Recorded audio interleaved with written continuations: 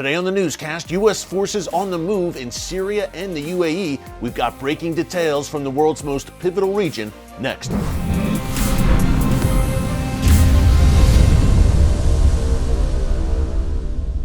Hey folks, Erick Stakelbeck here. Welcome to the Watchman Newscast. We like to say here that the Middle East never sleeps, and today was no exception. Major news out of Syria, the UAE, Israel, and Iran, so let's get right into it. The big news, as you may have heard by now, early this morning in northwestern Syria, in Idlib province, the leader of ISIS was killed in a daring U.S. Special Forces raid. Now, he killed himself. His name was Abu Ibrahim al-Hashimi al-Qurayshi.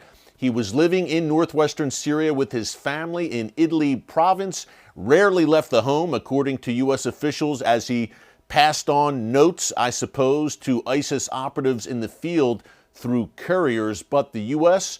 had a bead on him for the past few months, at least since December 2021. They knew where he was staying. Again, he was the successor as leader of ISIS, successor to Abu Bakr al-Baghdadi, who was killed in October 2019. More on him in a minute. But al-Qurayshi, as U.S. forces closed in, detonated the suicide vest, killing himself and his wife and children, his entire family. Not the bravest act, to say the least, but this is the MO of these jihadis like al-Qurayshi, like Abu Bakr al-Baghdadi, who I mentioned a minute ago, who in October 2019, in a very similar U.S. commando raid, also killed himself and some of his children as U.S. Special Forces closed in. Now, the raid today was the largest U.S. Special Forces raid since the death of al-Baghdadi back in October 2019.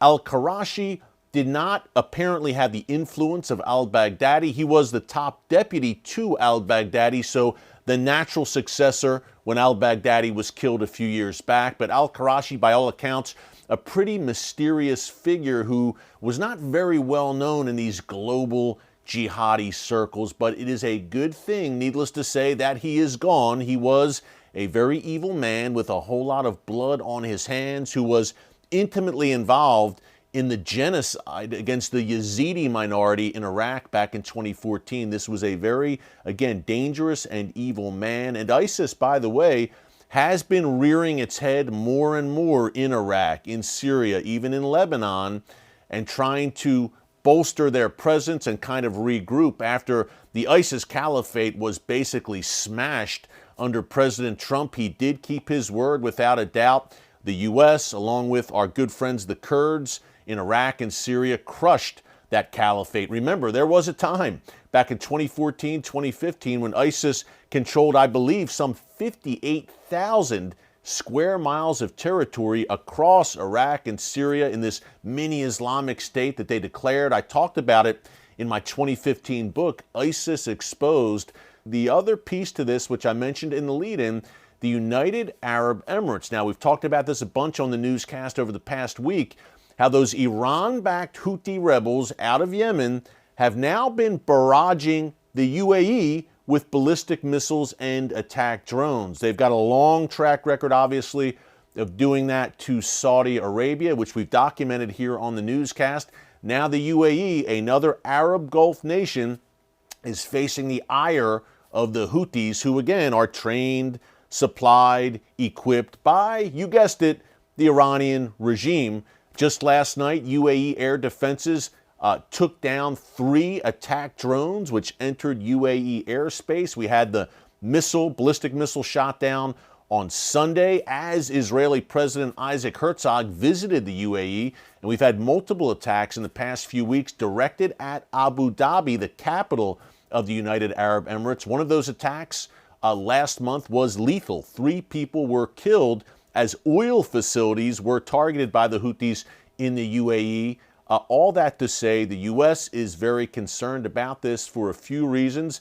Number one, at the Al-Dhafra base in the United Arab Emirates, we have U.S. soldiers stationed there, and when that ballistic missile was incoming about a week ago, they had to take cover and they had to activate the Patriot missile defense batteries that we have there. Thankfully, they worked, they did their job. The ballistic missile was shot down this Sunday in the most recent attack, but there is a U.S. presence right now in the UAE. Now that presence will be bolstered. A U.S. warship, the USS Cole, and U.S. fighter jets are heading to the UAE to make a port of call at Abu Dhabi. This opens up a lot of questions because right now we have the United States still trying desperately, the Biden administration still trying desperately to revive that disastrous Iran nuclear deal, but at the same time, Iran continuing to push through its proxies like the Houthis. Now,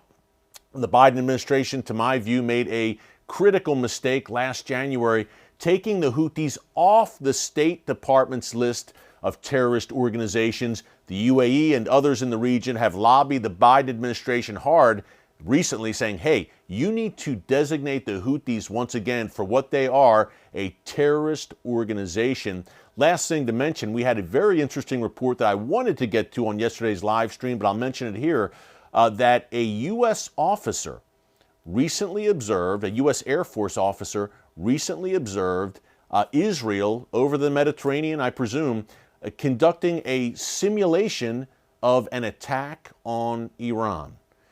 So again, a U.S. Air Force officer in attendance, reportedly, according to an Israeli broadcaster, observing this. And look, we know that in the spring, the Israel Defense Forces have been planning a major drill to simulate an attack on Iran's nuclear facilities. So this seems to make a lot of sense, this recent report and these recent drills that the Israeli Air Force is conducting. Folks, the Middle East, it never sleeps. As I said at the top, there is never a shortage of stories and information and breaking news to bring to you from the world's most pivotal, strategic, and chaotic region, the Middle East. And the biggest thing about it, how it all affects you no matter where you live and what the Bible says about it. I will get into that tonight on the Watchman TV show. Now, if you love the newscast every day, Monday through Friday here, you will love our 30-minute TV show on TBN. And here's a special offer for you. We're just starting this now.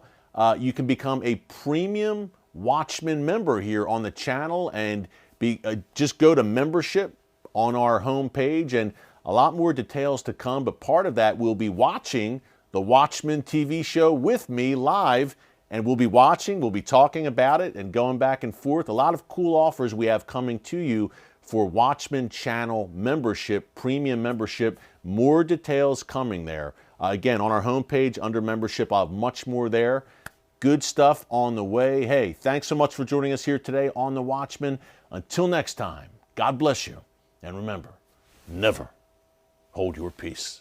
Hey everyone, thanks for checking out the Watchman Newscast. If you enjoyed this episode and want to see more, make sure you go ahead and hit the like button, click subscribe, and tap the bell icon to turn on notifications for new Watchman Newscast episodes every weekday.